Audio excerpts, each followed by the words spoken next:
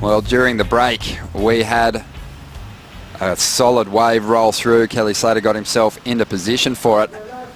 And let's check out the replay of this wave because it came through at a monster number, 9.83, the highest single score of the contest so far. Kelly's starting to heat up.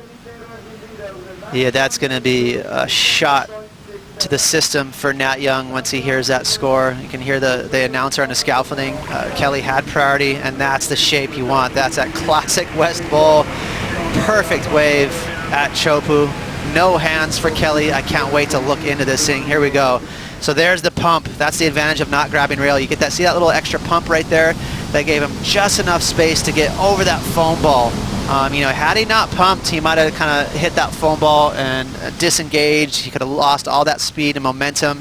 So that's those little nuances. It's that sixth sense that you need as a surfer out here to make sure you make it out of the barrel. What a dream chunk of water too. Just that perfect horseshoe West Bowl going around the bend.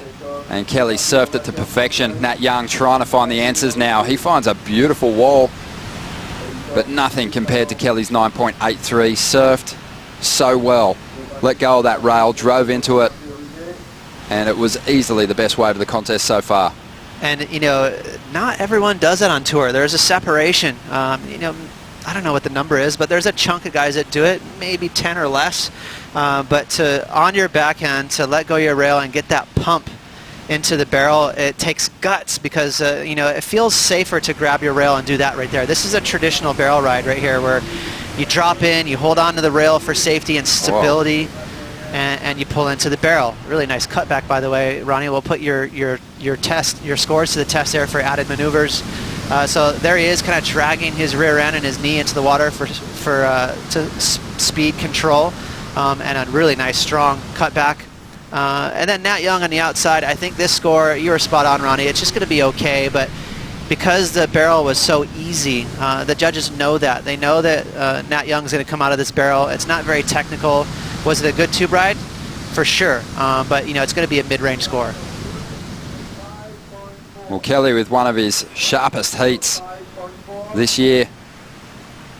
A couple of judges throwing 10s at the greatest of all time. But the score averaged out at a 9.83. His last wave with that searing backhand carve came through at a 5.4, so didn't really get the massive reward for that manoeuvre.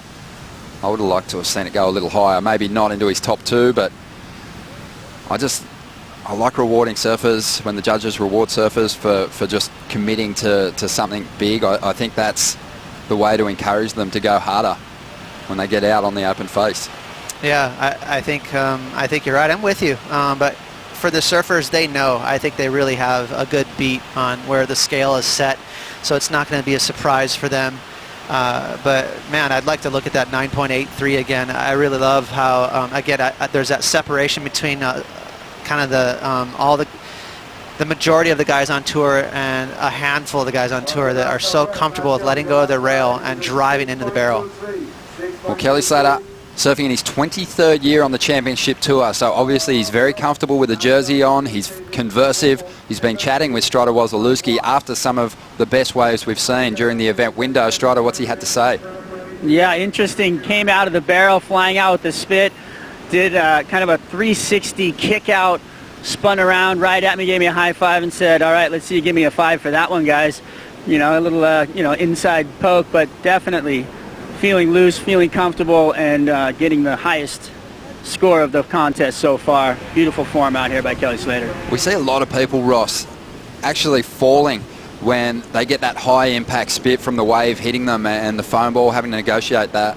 Kelly seems to surf by feel inside those tubes when he's blinded by that spit so well. He always picks a really good line to not just negotiate the foam, but also the spit and find his place. It's amazing. He utilizes his body type. You know, he's only 5'9". He's got big old feet, and he has a pretty wide stance and sits pretty low to his board, so that he's got great stability. And so a lot of times when you get bumped around by the foam ball, you know, your typical guy will maybe get picked off and fall. But for Kelly, because he has the ability to hunch and get so low, and not only that, he has the confidence to maneuver inside the barrel. That's why he has such a high percentage make. wonder what Kelly's percentage is. We'll find out what it was for picks on fantasy in that Tier B, because for me he was the first pick.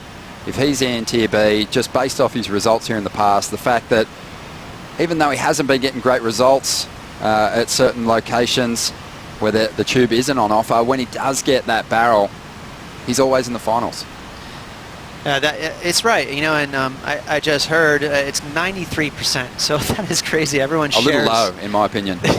Well, I mean, I think everyone shares your sentiment that, you know, he's the boss. But, you know, to be honest, and I kind of wrote about it in my article before the contest started for fantasy. I didn't want to pick him at first. It was almost a trouble for me, troublesome, because he's been showing up late and with brand new boards, and then the forecast looked just okay.